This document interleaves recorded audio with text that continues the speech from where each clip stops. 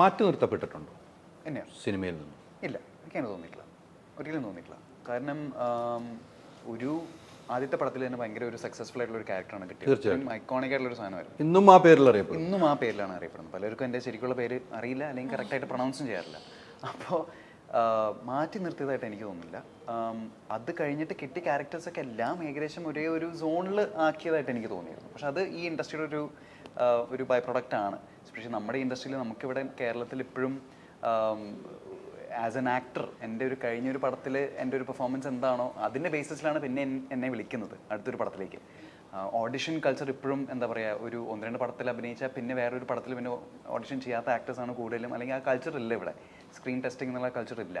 അപ്പോൾ as an actor എനിക്ക് prove ചെയ്യാൻ കുറച്ച് ബുദ്ധിമുട്ടായിരുന്നു ആ സമയത്ത്. അത് കുറച്ച് ഡിപ്രസിങ് ആയിരുന്നു കേട്ടോ, to be very honest with you. ആ സമയത്ത് കുറച്ച് ഡൗൺ ആയിരുന്നു, മെൻ്റലി കുറച്ച് ഡൗൺ ആയിരുന്നു. ഈ ഒരു കരിയർ ഡിസിഷനും എങ്ങോട്ടാണ് ഈ പോകുന്നത് എന്നുള്ളത് ഭയങ്കരമായിട്ട് ക്വസ്റ്റ്യൻ ചെയ്തായിരുന്നു. ഇരുന്നപ്പോൾ കൈ പിടിക്കാൻ ആരായിരുന്നു ഉണ്ടായിരുന്നു? ഇരുന്നപ്പോൾ കൈ പിടിക്കാനായിരുന്നു ഫാമിലി ആൻഡ് വളരെ ക്ലോസ് ആയിട്ട് നമ്മുടെ കുറച്ച് ഫ്രണ്ട്സ് ഉണ്ടായിരുന്നു. അത് ഭയങ്കരമായിട്ട് ഹെൽപ്പ് ചെയ്തു. പിന്നെ എൻ്റെ വൈഫ് ഇവിടെ വന്നിട്ടുണ്ട്. വൈഫ് ഭയങ്കരമായിട്ട് ഹെൽപ്പ് ചെയ്തു. ഈ ഒരു പറഞ്ഞ തിരിച്ചു വരവ് എന്ന് പറയുന്ന ഒരു സാധനത്തിൽ ശരിക്കും കൈ പിടിച്ച് പൊക്കിയെടുത്തത് തന്നെ വൈഫാണ്. ഡ്യൂറിങ് ദാറ്റ് ഫേസ് സത്യം പറഞ്ഞാൽ അതിൽ ഉണ്ടായ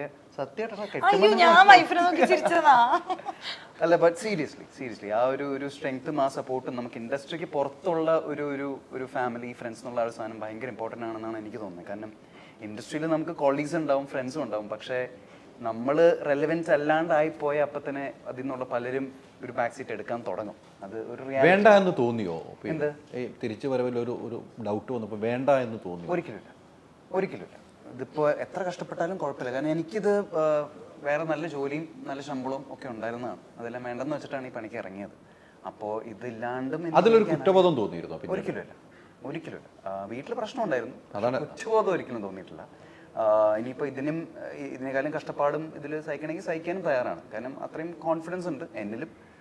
ഇതല്ലെങ്കിൽ വേറൊരു മാർഗവും അത്രയും കഷ്ടപ്പാടാണെങ്കിൽ ഇപ്പോൾ എന്താ പറയുക, ജീവിച്ചു പോകാനും എനിക്കറിയാം. പക്ഷെ അതിന്റെ ആവശ്യം വരില്ല എന്നാണ് എന്റെ ബലമായ വിശ്വാസം. ജീവിച്ചു പോകാൻ അറിയാവുന്നതുകൊണ്ട് വൈഫ് കൂടെ നിന്നെന്ന് എനിക്ക് തോന്നുന്നു. ഇതില്ലെങ്കിൽ അടുത്തതിൽ എന്റെ ഹസ്ബൻഡ് ഓക്കെയാണ്, എന്നെ നോക്കിക്കോളും. ആ ഒരു ധൈര്യമായിരിക്കും വൈഫിനുണ്ട്. നല്ല ജോലിയൊക്കെ ഉണ്ട്, അതുകൊണ്ട് നമുക്കൊരു ധൈര്യമാണ്. ധൈര്യമായിരിക്കും, അത് തന്നെയാണ്. പക്ഷെ ഞാൻ നേരത്തെ പറഞ്ഞ ഒത്തിരിയായി കണ്ടിട്ട്, നമ്മൾ എത്രയും ഇന്റർവ്യൂസ് എടുത്തു, ഞാൻ ഒത്തിരിയായി കണ്ടിട്ട് എനിക്ക് ഇന്ന് ഇവിടെ വന്നപ്പോൾ തന്നെ എനിക്ക് ഓണസ്റ്റ്ലി അത് നല്ലൊരു കാര്യമായിട്ട് എനിക്ക് തോന്നുന്നു. കാരണം ആ കുപ്പി എന്നുള്ള ആ സാധനം എടുത്ത് മാറ്റി വെച്ച് ഒരു ഫ്രഷ് സ്റ്റാർട്ട് വെച്ച് ഇങ്ങനത്തെ ക്യാരക്ടേഴ്സൊക്കെ വെച്ചാണ് തിരിച്ചു വരാൻ പോകുന്നത്. ഇനിയിപ്പോൾ വരാൻ പോകുന്നത് സഞ്ജയ് ഗാന്ധി ആയിട്ടാണ്. പിന്നെ വരാൻ പോകുന്നത് യഷ്രാജിലൊരു റൊമാൻറ്റിക് ഹീറോ ആയിട്ട്, സൈജു ശ്രീധരൻ്റെ നായകനായിട്ട്. അപ്പം അങ്ങനെ കുറേ നല്ല അടിപൊളി പ്രോജക്ട്സ് ലൈൻഡപ്പാണ്.